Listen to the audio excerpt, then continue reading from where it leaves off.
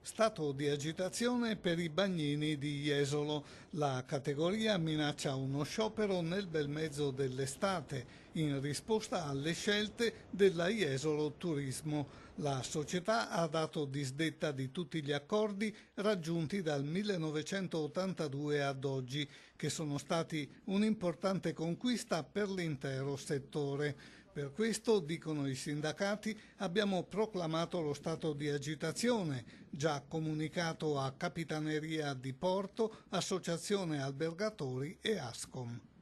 L'ultimo contratto integrativo è stato siglato nel 2013, scade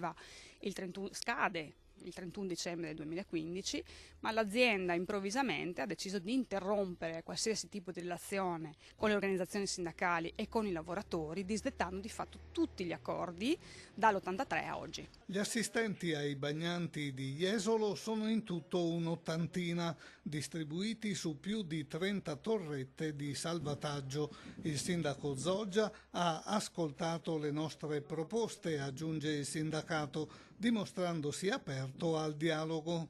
Io mi sono impegnato, dopo aver fatto un incontro con i sindacati, di fare un incontro con la proprietà, con la società, diciamo, che assume questi bagnini, che è la Jesolo Turismo, in cui il comune di Jesolo è il 51%, e io ho l'incontro giovedì della prossima settimana. Il sindacato non può accettare di distruggere accordi che resistono da 33 anni e che garantiscono i diritti dei lavoratori.